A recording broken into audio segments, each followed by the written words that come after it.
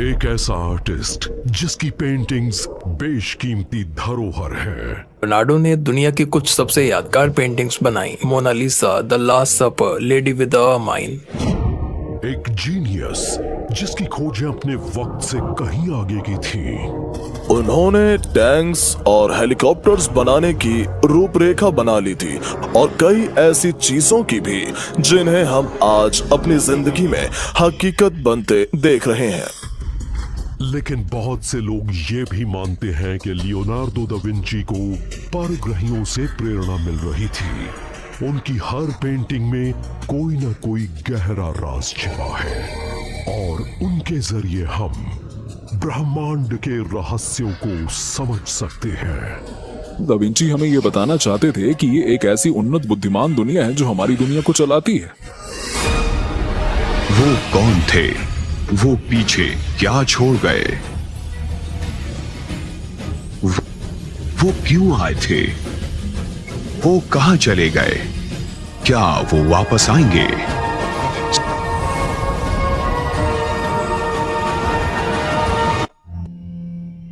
दा विंचीज forbidden codes. तो अब पेश है लियोनार्डो डा विंची का द सैल्वाटोर मुंडी, लियोनार्डो का बनाया क्राइस्ट द सेवियर का वो मास्टरपीस जो अभी तक इंग्लैंड के 3 सम्राटों के पास रह चुका है। न्यूयॉर्क सिटी, 15 नवंबर 2017। $37 करोड़। फ्रांसुआ के क्लाइंट इसे $37 करोड़ में लेने को तैयार हैं। 40 करोड़। रॉकफेलर सेंटर में एक प्रेस्टीज ऑक्शन में लियोनार्डो दा विंची की हाल ही में प्रमाणित पेंटिंग सैल्वाटोर मुंडी $40 करोड़ में बिकी। उसे खरीदा सऊदी प्रिंस ने, जो उसे अबू धाबी के लूवर म्यूजियम में रखना चाहते हैं। लेकिन सऊदी राजघराने का एक सदस्य या कोई और आखिर एक पेंटिंग की इतनी कीमत देने को क्यों तैयार हो गया? लियोनार्डो डा विंची ने बहुत से लोगों का ध्यान आकर्षित किया था। मैं तो मानता हूँ कि वो अपने वक्त से काफी आगे थे। अगर लियोनार्डो आज जिंदा होते और देखते कि उनकी पेंटिंग्स कितनी महंगी बिक सकती हैं, तो शायद वो हैरान रह जाते। इतना पैसा कम नहीं होता। ऐसे में सवाल उठता है, कहीं कोई और संभावना तो नहीं है? बहुत से लोग मानते हैं कि सैल्वाटोर मुंडी सिर्फ रेनेसांस आर्ट का एक बेमिसाल नमूना भर नहीं है। उनका कहना है कि अगर उसकी तुलना दा विंची की दूसरी पेंटिंग से की जाए तो लगता है कि ये एक बड़ी जबरदस्त पहेली है जिसकी कड़ियों को जोड़ने पर ब्रह्मांड के कई राज खुल जाएंगे।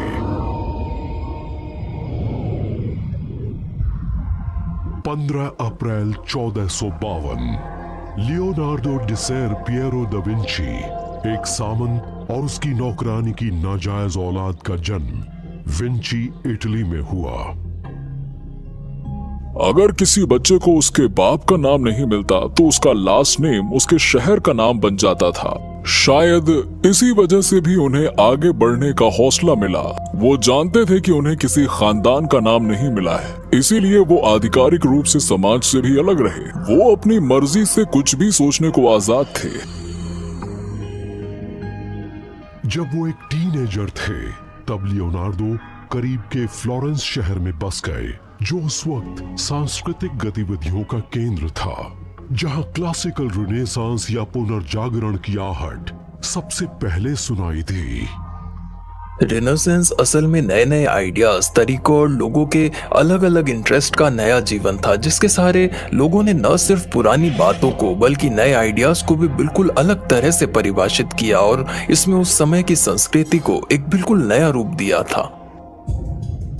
लियोनार्डो ने अनौपचारिक रूप से फ्लोरेंस के एक मशहूर पेंटर आंड्रिया डेल वेरोक्यो के स्टूडियो में तालीम हासिल की, मगर ज्यादातर उन्होंने खुद ही सीखा। शायद यही वजह थी कि उन्होंने कई विद्याओं और कलाओं में गजब की महारत हासिल कर ली थी।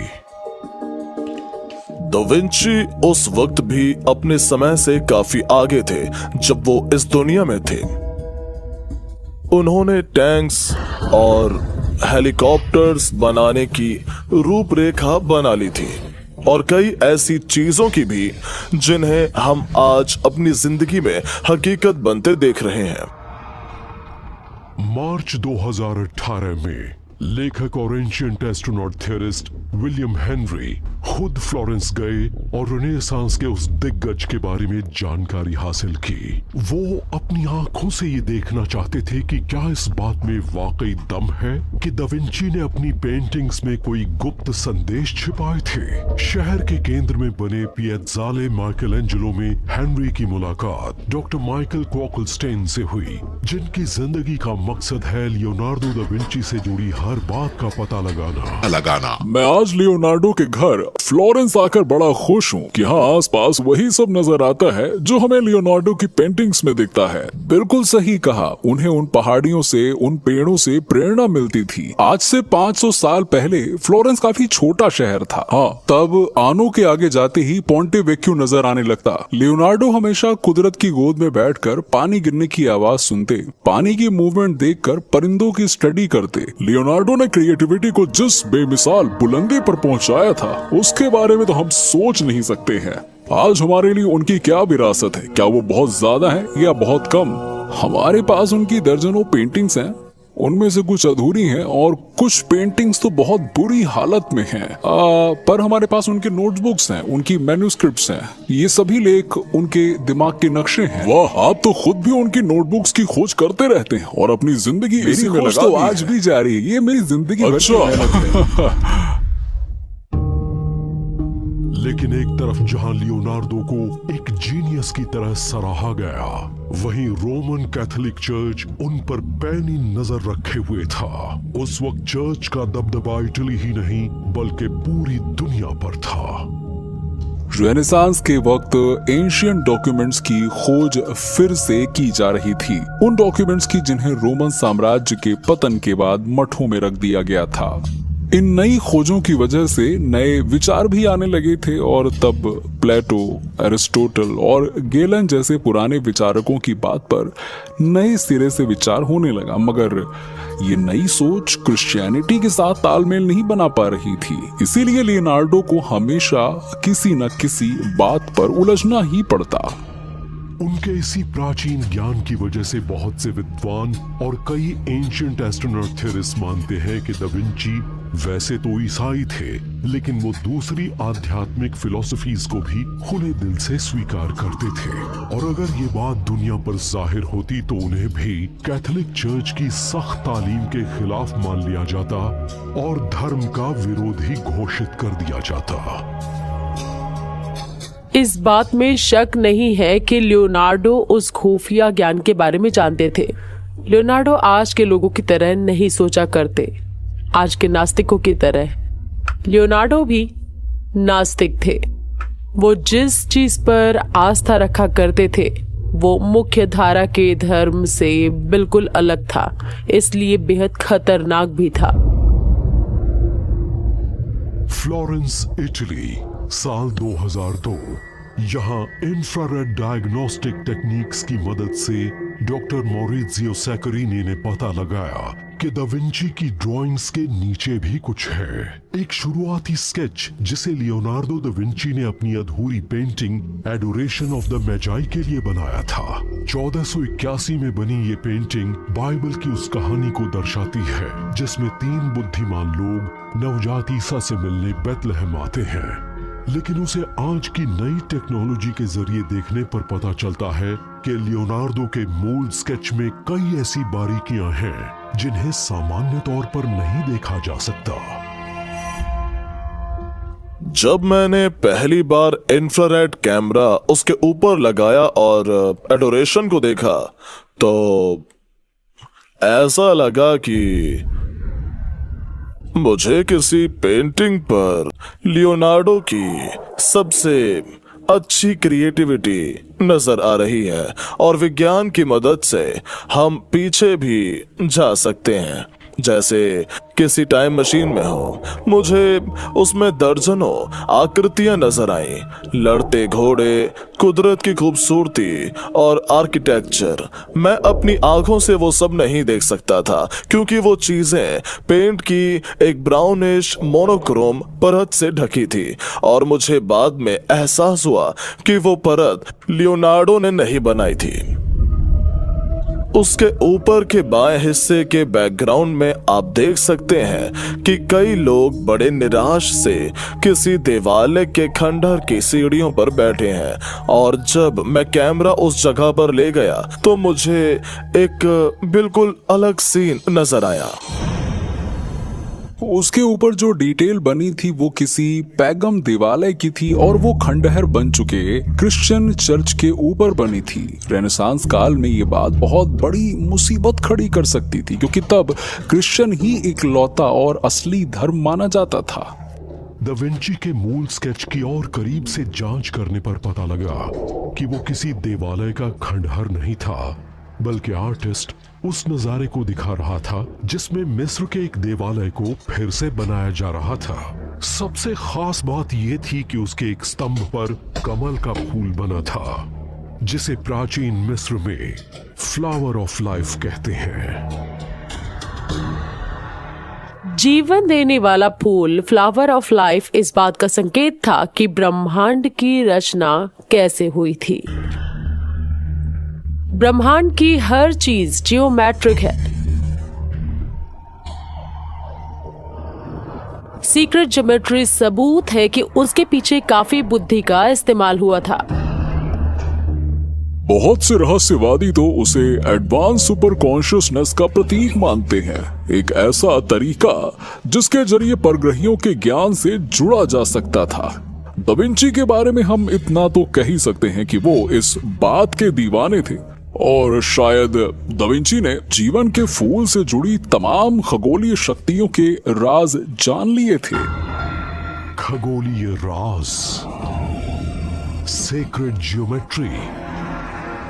क्या लियोनार्डो दा विंची अपनी पेंटिंग्स में निषिद्ध ज्ञान भी छिपा रहे थे? एंशिएंट एस्ट्रोनॉट थेरिस कहते हैं कि हाँ, ऐसा ही था, और वो मानते हैं कि उन्हें वो ज्ञान परग्रही जीवों के सीधे संपर्क में आने से मिला था।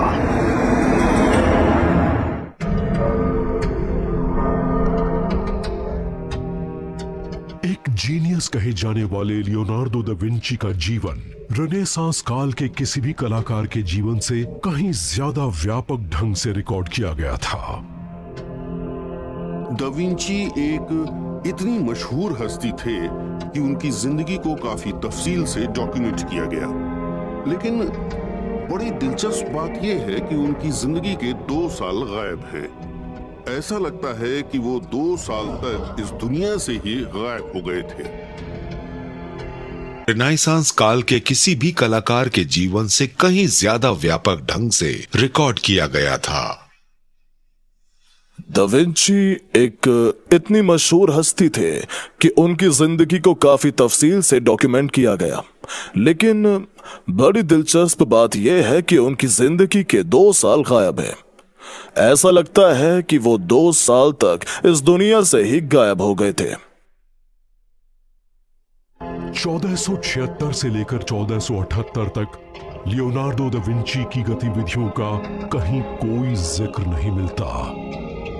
ये वो दौर था जब उनकी उम्र 24 से 26 साल थी, वो समय जब उन्हें शोहरत मिलनी शुरू ही हुई थी। तो वो उन 2 सालों तक आखिर कहां थे? एंशिएंट एस्ट्रोनॉट थेरिस उस अनोखी घटना की तरफ इशारा करते हैं जो इस महान कलाकार के साथ एक गुफा के पास हुई थी। अपनी जिंदगी के बारे में दा विंची की लिखी डायरी में बहुत कम बातें लिखी हैं, और ये उनमें से एक थी। वो उस गुफा के पास पहुंची, वो उसके सामने खड़े थे। तभी अचानक ऐसा लगा कि उनका मन उसके अंदर जाने को हो रहा है, ये पता लगाने के लिए कि गुफा के अंदर क्या है, और अंदर जाकर जो उन्होंने देखा वो किसी चमत्कार से कम नहीं था।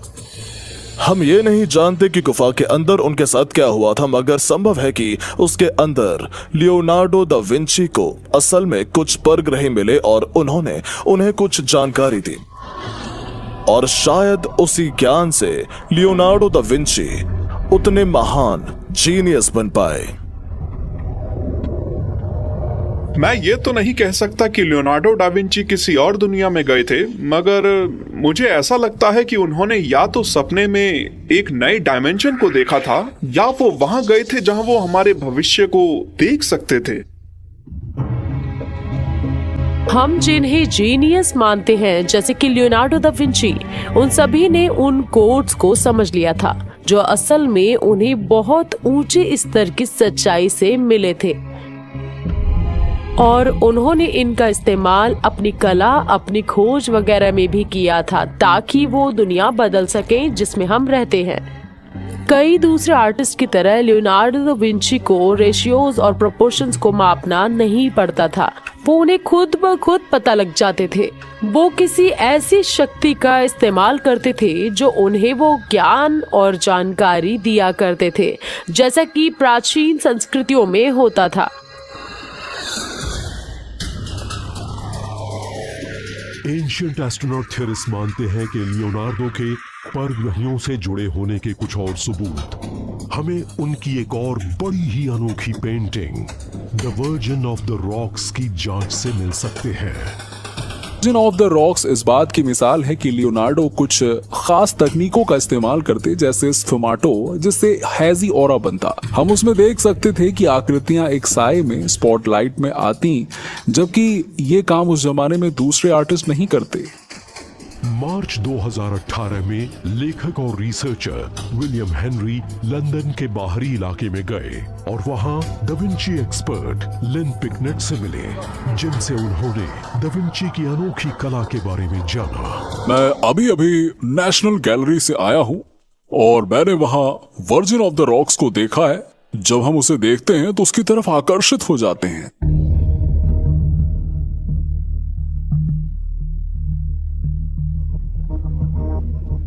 हाँ, और ये भी लगता है कि उसके अंदर कुछ छिपा हुआ है, लेकिन हम उसके करीब नहीं पहुंच सकते क्योंकि उसे उन्होंने पकड़ सा रखा है। The virgin of the rocks में वो मिथकीय कहानी दिखाई गई है जिसमें नवजात ईसा की मुलाकात नवजात जॉन द बैप्टिस्ट से होती है जब ये पवित्र परिवार मिस्र जा रहा था। इस पेंटिंग में हम देख सकते हैं कि नन्हे जॉन द बैप्टिस्ट जीसस के सामने घुटनों के बल बैठे हैं और वर्जिन मैरी ने जॉन द बैप्टिस्ट को अपनी बाहों में समेट रखा है। वहाँ एक आर्क एंजल भी है, यूराइल। ये देखकर हमें लगता है कि सब ठीक ही है, लेकिन बच्चे अपनी गलत रक्षकों के हाथों में हैं।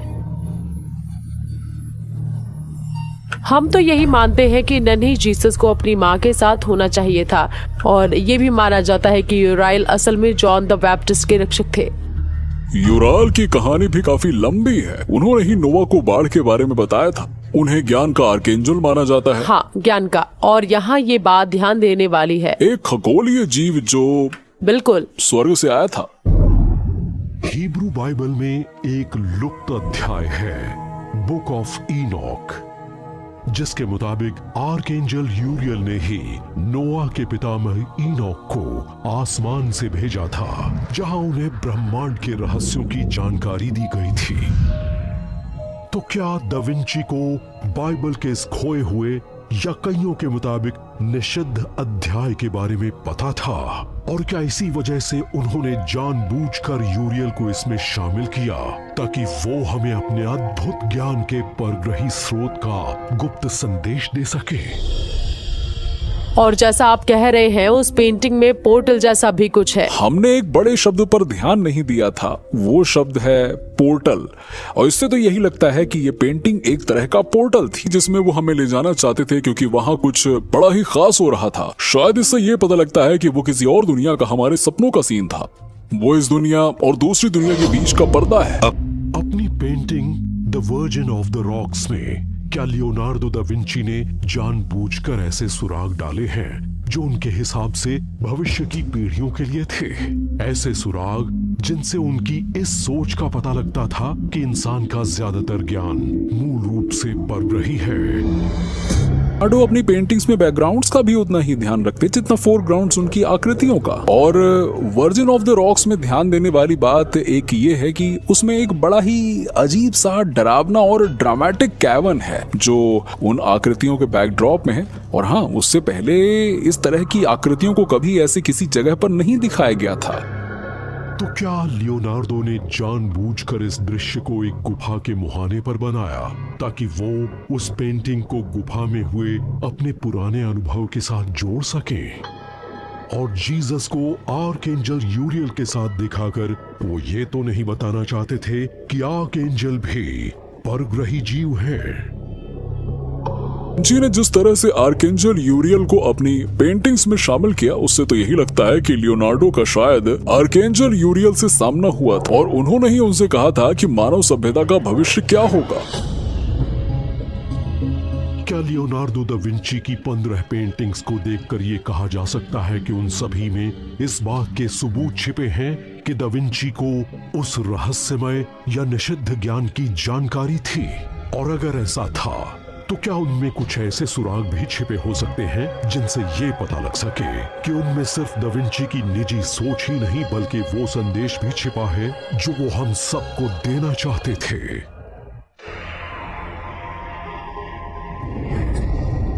मिलान, इटली।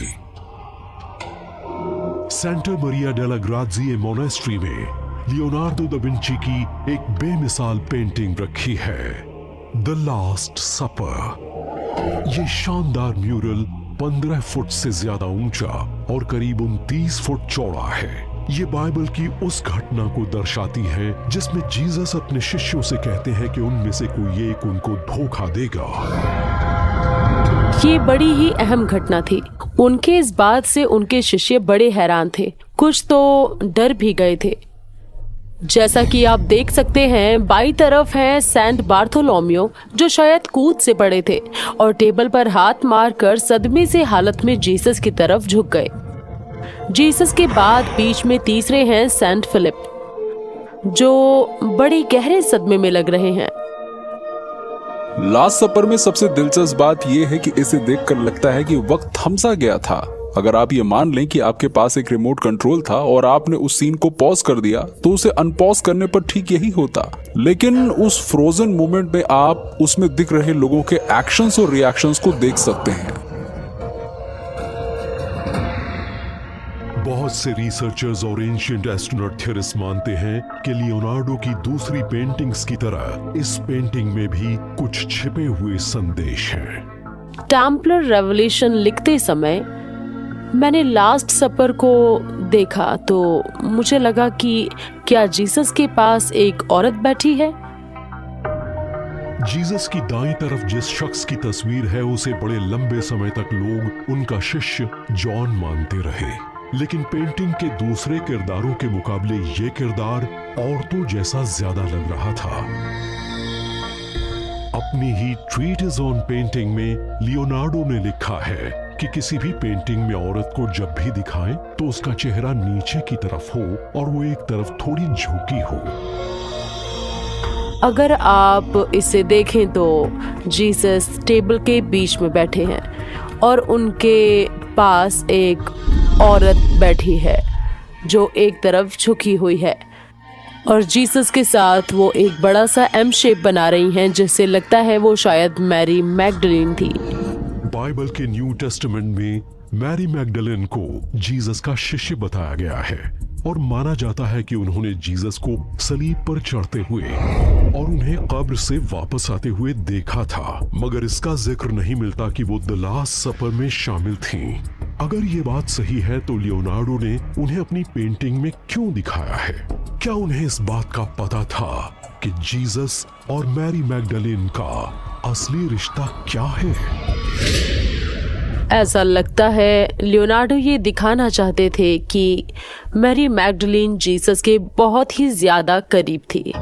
जब हमने उन्हें कूल्हों से मिलाकर जोड़ा तो पता चला कि उन्होंने एक जैसे ही कपड़े पहन रखे हैं। जीसस उस वक्त एक 35 साल के यहूदी मर्द थे और उनके ऊपर शादी करने का बड़ा जबरदस्त दबाव रहा होगा। माना जाता है कि मैरी मैगडलीन असल में उनकी पत्नी थी, मगर कैथोलिक चर्च नहीं चाहते थे कि ईश्वर के पुत्र जीसस की कोई पत्नी हो, क्योंकि वो उन्हें देवता जैसा दिखाना चाहते थे। इसलिए उन्होंने मैरी मैगडलीन को एक वैश्या बताया, कोई खास महिला नहीं। क्या लियोनार्डो वाकई मैरी मैगडलीन को जीसस के साथ बैठा दिखाना चाहते थे? इस पेंटिंग में मैरी मैगडलीन को शामिल करना एक और दिलचस्प हकीकत की ओर इशारा करता है, जीसस के प्याले यानी द होली ग्रेल को जानबूझकर निकाल देना। बाइबल के मुताबिक द लास्ट सपर रखने की एक वजह ये थी कि जीसस उस कम्युनियन की शुरुआत वहां करना चाहते थे।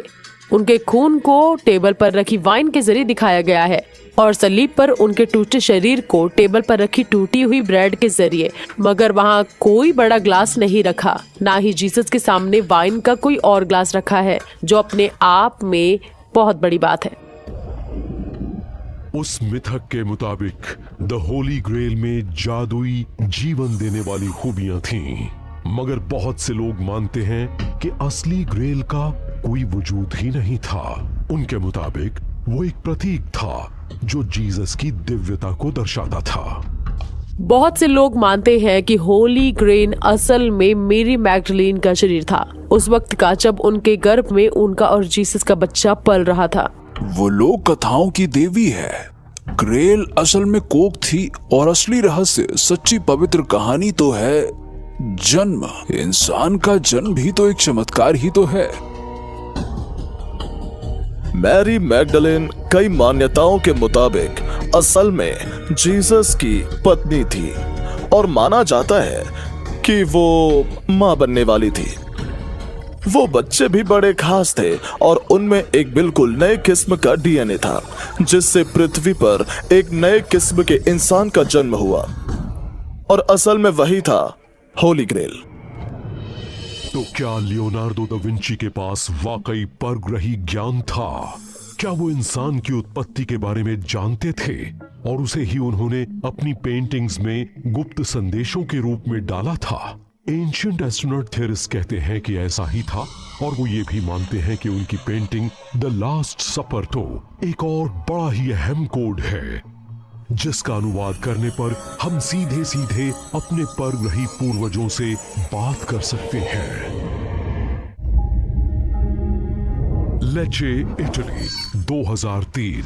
लियोनार्डो दा विंची की नोटबुक्स की जांच पड़ताल करने के बाद संगीतकार और विद्वान जियोवानी मरिया पाला ने दा विंची की एक बड़ी मशहूर पेंटिंग का अध्ययन शुरू किया, द लास्ट सपर का, ये जानने के लिए कि क्या दा विंची ने अपनी इस बेमिसाल पेंटिंग में कोई म्यूजिकल कॉम्पोजिशन छिपाई है। लास्ट सपर से जुड़ी एक बड़ी अहम बात यह है कि उसमें कुछ तो ऐसा है कि उसके अंदर एक विद्वान को संगीत के सुर मिल सकते हैं, और हमें इस बात का ध्यान रखना होगा कि इस तरह की चीजें, कोई घटना अचानक नहीं होती है या उन्हें किसी शानदार पेंटिंग्स में बाद में नहीं डाला जाता। उसके हर पहलू को पहले से ही तय किया गया था। लियोनार्डो एक बड़े ही कामयाब संगीतकार थे और वो डिमैनी चीज के लिए लय बजाते और कई साल तक मुख्य गायक भी रहे। वो जो साज बजाते थे उसे हम ऑर्गन कहते हैं, और उस चर्च में भी एक ऑर्गन रखा था जहां वो द लास्ट सपर बना रहे थे। मार्च 2018 में विलियम हेनरी फ्लोरेंस में जियोवानी मरिया पाला से मिले और उनकी अनोखी थ्योरी के बारे में बात की। मिलकर खुशी हुई। मैं हूँ William, nice to see you. Hello. मैं हूँ विलियम, इनका ट्रांसलेटर। मुझे भी। मैं हूँ जीवानी। तो ये बताइए कि आपको इस बात के सबूत कैसे मिले कि उस मशहूर फ्रेस्को में एक मेलोडी छुपी हुई है।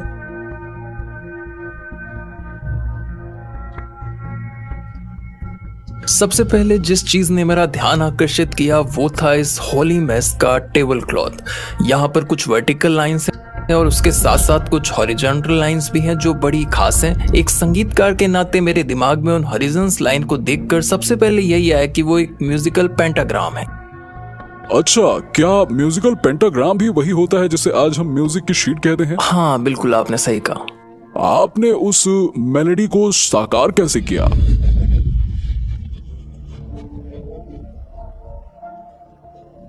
ये कह रहे हैं कि वो इन्हें इस ब्रेड के टुकड़े में नजर आया और उस टेबल पर कई ब्रेड रखी हुई हैं।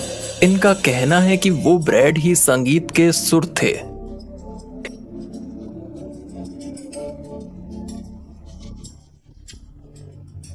इन्होंने एक और बड़ी अहम बात ये देखी कि उस शीट की लाइंस असल में उन शिष्यों के हाथों के साथ अलाइन थी जो उस टेबल के चारों ओर बैठे थे, और उस संगीत को साकार किया था ब्रेड और उन शिष्यों के हाथों ने। अच्छा, हमें ये बात भी ध्यान रखनी होगी कि लियोनार्डो हमेशा बाएं से दाएं लिखते थे। इसे हम नजरअंदाज नहीं कर सकते।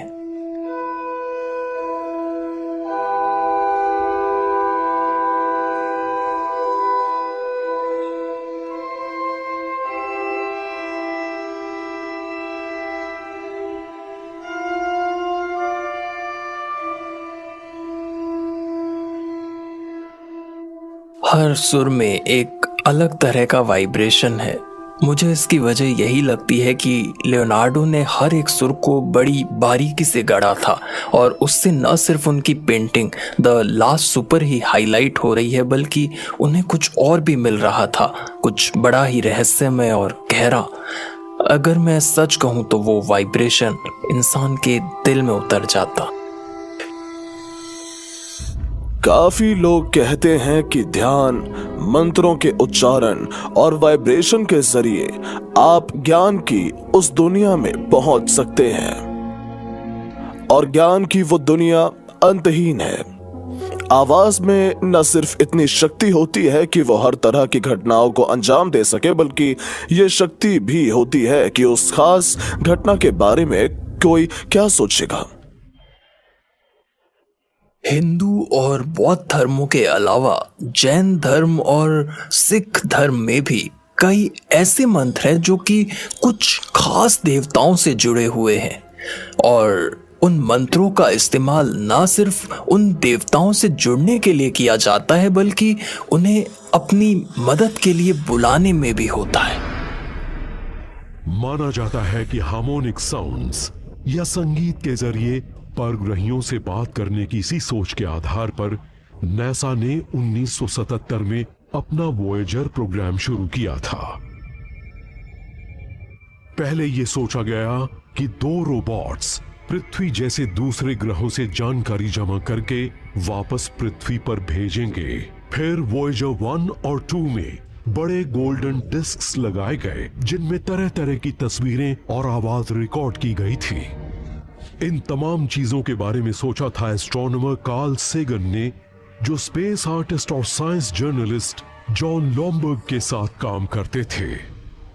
मुझे लगा कि आर्ट, विजुअल आर्ट्स और म्यूजिक शायद दूसरे ग्रहों के जीवों से बातचीत करने का एक अच्छा जरिया हो सकता है, वो भी मैथ और फिजिक्स की तरह काफी दिलचस्प बन सकता है। अगर वो मुझसे पूछते कि परग्रहियों से किस तरह संपर्क किया जा सकता है, तो मैं कहता मैं म्यूजिक भेजता। चीजों को मैथमेटिकल रिलेशनशिप्स और खूबसूरत बनाती है। फिर बात चाहे संगीत के अंतराल की हो, जैसे कि हारमोनी, या आप आर्किटेक्चर या पेंटिंग की प्रोपोर्शन की बात कर रहे हो। ये ऐसी चीज है जिन्हें आप अपने मन से नहीं बना सकते। ये सब ब्रह्मांड के फ्रैक्टल नेचर की देन है। क्या आपने वो movie close encounter of the third kind देखी है? उसमें अंतरिक्षयान डेविल्स टावर पर उतरता है और ब्रह्मांड की भाषा में एक धुन बजाने लगता है, और फिर वो धुन लगातार बजती ही जाती है।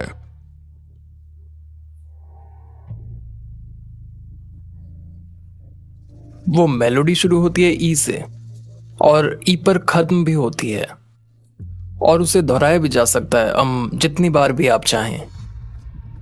अगर लियोनार्डो दा विंची ने वास्तव में द लास्ट सफर नाम की अपनी पेंटिंग में संगीत के सुर डाले थे, तो उनका मकसद क्या था? क्या वो मानव सभ्यता को एक दूसरी दुनिया के बारे में कोई जरूरी संदेश देना चाहते थे, या कहीं वो मानव सभ्यता को अपने परग्रही पूर्वजों से संपर्क करने का एक तरीका तो नहीं बताना चाहते थे? The Louvre, Abu Dhabi. बहुत से लोग मानते हैं कि यहीं पर एक बड़ी ही अनोखी सेटिंग है जहां दुनिया की सबसे महंगी पेंटिंग लियोनार्डो दा विंची की सैल्वाटोर मुंडी रखी जाएगी। इसे नवंबर 2017 में बनाया गया था और यह आर्किटेक्चर का एक बेमिसाल नमूना है। इसमें एक तैरता हुआ गुंबद बड़े ही कॉम्प्लेक्स ज्योमेट्रिक डिजाइन से बनाया गया है। इसमें 7800 इंटरलॉकिंग तारे हैं जिनसे छनकर नीचे तक रोशनी आती है। ये देखने में एक बहुत बड़ी उड़न तश्तरी जैसा लगता है और इस म्यूजियम के आर्किटेक्ट जॉन नोवेल का कहना है कि उनका मकसद था इन दुर्लभ मुलाकातों से पैदा हुए आकर्षण को उभारना। ये म्यूजियम एक विशाल डिस्क जैसा है जिसमें हजारों तारे बने हुए हैं। क्या वो कोई सिग्नल दे रहे हैं या फिर वो सिर्फ एक आर्किटेक्चरल चॉइस है? लेकिन ऐसी क्या वजह है कि उस भविष्य के म्यूजियम को बहुत से एंशिएंट एस्ट्रोनॉट एंथुसियास्ट्स उस बात की बेहतरीन सेटिंग मानते हैं जिसे बहुत से दूसरे लोग जीसस क्राइस्ट का एक पारंपरिक प्रतीक कहते हैं? और इस 518 साल पुरानी रेनेसांस पेंटिंग को रिकॉर्ड प्राइस पर क्यों खरीदा गया? इस पेंटिंग की कीमत लगाई गई $40 करोड़ और ये पेंटिंग बिक गई। चलिए देखते हैं कि इसके अंदर क्या है। जी आर्ट हिस्टोरियन डॉक्टर माइकल कोकलस्टेन के साथ Dutch university institute for art history में मार्च 2017 में हुई मुलाकात के दौरान एंशिएंट एस्ट्रोनॉट थेरिस्ट और लेखक हेनरी ने यही तो है। उनसे विंची के हाल ही में मिले एक मास्टरपीस के बारे में अपनी सोच साझा की। उनकी आंखों में एक शेर जैसी चमक थी, बड़ी ही शक्तिशाली आंखें, और वो हमें ही घूर रही थी। मोनालिसा जैसी हल्की सी मुस्कान है, लेकिन उस क्रिस्टल के गोले ने सबका चेहरे पर मोनालिसा जैसी हल्की सी मुस्कान, लेकिन उस क्रिस्टल के गोले ने सबका ध्यान खींचा है। और वो असली में चिंतामणि पत्थर है और तिब्बती बौद्धों के मुताबिक वो हर इच्छा पूरी करता है। चिंतामणि पत्थर, एक मिथकीय चीज जिसका जिक्र कई बौद्ध कलाकृतियों में मिलता है। लेकिन सवाल उठता है कि लियोनार्डो दा विंची ने जीसस क्राइस्ट के हाथ में वो बौद्ध प्रतीक क्यों दिखाया? चिंता का यहाँ मतलब है इच्छा। ये वो रत्न है जो हर इच्छा पूरी करता है। अगर आप क्षिति गर्भ जैसे देवताओं को देखें तो उनके हाथ में भी यही बौद्ध प्रतीक मिलेगा। वो भी उसी प्रतीक जैसा है और वो उन सभी 6 लोकों में जा सकते थे जहां जीवों का वास है। बौद्ध लेखों में चिंतामणि पत्थर को इच्छा पूरी करने वाला क्रिस्टल स्फीयर बताया गया है और वो आमतौर पर बोधिसत्वों या ज्ञान प्राप्त गुरुओं के हाथ में नजर आता है। जैसे जीसस के हाथ में सैल्वाटोर मुंडी पेंटिंग में एक स्फीयर दिख रहा है, उसी तरह से बोधिसत्वों को भी हाथ में चिंतामणि पत्थर लिए दिखाया जाता है। लेकिन 15वीं सदी के एक रोमन कैथोलिक रेनेसांस आर्टिस्ट को 10वीं सदी के उस बौद्ध प्रतीक के बारे में कैसे पता लगा और उन्होंने उसे एक ऐसी पेंटिंग में क्यों डाला जिसे पारंपरिक धार्मिक पेंटिंग भी कहा जा सकता है?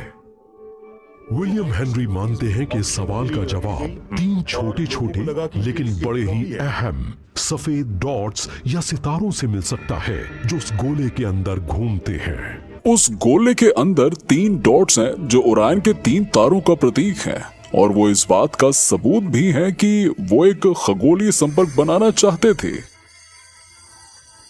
ओरायन, वही तारामंडल जिसके बारे में प्राचीन मिस्र के लोगों का कहना था कि वहीं पर देवताओं का जन्म हुआ था, और उसके 3 मुख्य तारे उसी ओरायन बेल्ट का हिस्सा हैं। और वो न सिर्फ मिस्र के ग्रेट पिरामिड्स के बल्कि मेक्सिको के टियोटिवाकान के भी सीध में हैं। प्राचीन मिस्र के लोग मानते थे कि उनके देवता खासकर ओसाइरिस पृथ्वी पर ओरायन से ही आए थे और पृथ्वी पर अपने अंत के बाद ओसाइरिस फिर से वापस ओरायन पर लौट गए। कहीं ऐसा तो नहीं कि ये पेंटिंग इस तरफ इशारा कर रही है कि जीसस खुद भी कॉन्स्टेलेशन ओरायन से आए थे? और कहीं हम इंसान भी तो वहीं से नहीं आए हैं। ओसाइरिस के अंत के बाद ओरायन पर वापस जाने से हमारा बड़ा गहरा संबंध है, और फिर क्राइस्ट भी ओरायन से ही यहां वापस आए। ऐसे में जब हम क्राइस्ट के हाथ में वो क्रिस्टल का गोला देखते हैं तो ऐसा लगता है कि ये एक ऐसी उन्नत सोच है जो हमारी पृथ्वी को चला रही है। उन्होंने इस पर जोर दिया, मगर उनका असली मकसद ये बताना था कि मानव सभ्यता के इतिहास के साथ एक खगोलीय ज्ञान भी समाया है। क्या यह संभव है कि लियोनार्डो दा विंची के पास भी परग्रही ज्ञान था? एंशिएंट एस्ट्रोनॉट थ्योरिस्ट मानते हैं कि इस सवाल का जवाब हमें दा विंची की आखिरी लेकिन सबसे प्रोफेटिक पेंटिंग से मिल सकता है, जिसके अंदर एक चौंकाने वाला पोर्ट्रेट छिपा है। अम्बुएज, फ्रांस, 1513। शैटो डू क्लोलूसे में 61 साल के लियोनार्डो दा विंची ने उस पेंटिंग पर काम करना शुरू किया जो उनकी आखिरी पेंटिंग थी। 3 साल बाद उन्होंने एक पोर्ट्रेट बनाया, सेंट जॉन द बैप्टिस्ट, जिसे देखकर यह तय करना मुश्किल है कि यह पुरुष है या स्त्री। आप इस तस्वीर को बहुत कम रोशनी वाले किसी चैप्टर में देखिए। मोमबत्ती जलाने से पहले आपको कुछ नजर नहीं आएगा। सही कहा। और मोमबत्ती के जलते ही उसकी रोशनी से ये पेंटिंग नजर आने लगती है, और फिर उसी डार्क बैकग्राउंड से उभरते हैं सेंट जॉन द बैप्टिस्ट। वो आसमान की तरफ इशारा कर रहे हैं और बता रहे हैं कि मैं रोशनी से निकला हूँ, रोशनी को देख रहा हूँ। वो एक अलग दुनिया की तरफ इशारा कर रहे हैं। जी बिल्कुल, वहीं से वो दिव्य ज्ञान आता है और वही हर चीज का स्रोत है। सेंट जॉन ने सबसे पहले कहा था, मुझे रोशनी दिख रही है, मैं पृथ्वी पर आ रहा हूँ। वाह। लियोनार्डो अपनी पेंटिंग्स में बड़े अनोखे रहस्य डाल रहे थे। वो चाहते थे कि आने वाली पीढ़ियां उनके काम को देखें और उसके संदेशों को समझें। उनकी पेंटिंग्स असल में दूसरी दुनिया में जाने वाले पोर्टल जैसी थी, जहां असली लियोनार्डो रहते थे। लेकिन क्या हम इतने समझदार हैं कि उनकी बातों को समझ सकें? ये एक बड़ा सवाल है। मेरे ख्याल से वो कुछ गुप्त संदेश देना चाहते थे जो उस वक्त के लोगों के लिए नहीं बल्कि आज के समय के लोगों के लिए थे। हमें उन्हें ढूंढना होगा। क्या वो परग्रहियों की बात कर रहे थे या वो भविष्य के बारे में कुछ कह रहे थे? जांच करने वालों को हाल में ही लियोनार्डो दा विंची की पेंटिंग जॉन द बैप्टिस्ट के बारे में कई बड़ी चौंकाने वाली बातें पता लगी हैं। उन्होंने आईने की मदद से उस पेंटिंग की एक डबल इमेज बनाई और फिर एक एनहांसमेंट प्रोसेस से उन्होंने देखा कि उसके अंदर एक परग्रही का चेहरा छिपा है। ये बड़ी हैरानी की बात है, और हम जानते हैं कि दा विंची इस मिररिंग टेक्निक का इस्तेमाल करते थे, इसलिए ये कोई ऐसी बात नहीं है जो उनके लिए असंभव जैसी थी। डा विंची उन कलाकारों की लिस्ट में से एक थे जिन्होंने बताया कि आर्ट भी एक माध्यम है, और ये बात प्राचीन मिस्र के लोगों से लेकर शुरुआती क्रिश्चियंस और टिबेटियंस तक ने मानी है। और उन सबका कहना है कि आर्ट के जरिए एक आम इंसान भी एक बड़ी ही उन्नत सभ्यता के जीवों से जुड़ सकता है और परग्रहियों से भी संपर्क कर सकता है। और शायद लियोनार्डो ने भी अपनी पेंटिंग्स में छुपे उन कोड्स और सिंबल्स के जरिए यही संदेश देने की कोशिश की है। क्या लियोनार्डो दा विंची ने वाकई किसी परग्रही से मुलाकात की थी और उसने उन्हें वो ज्ञान दिया जिसे कभी हासिल करने की मनाही थी? एंशिएंट एस्ट्रोनॉट थ्योरिस्ट मानते हैं कि ऐसा ही था। उनके मुताबिक दा विंची ने अपनी पेंटिंग्स को इस तरह से एनकोड किया कि भविष्य की पीढ़ियां इंसान की उत्पत्ति का सच जान सके, और उसे अच्छी तरह से समझने के बाद शायद हम अपनी असली नियति तक भी पहुंच जाएं।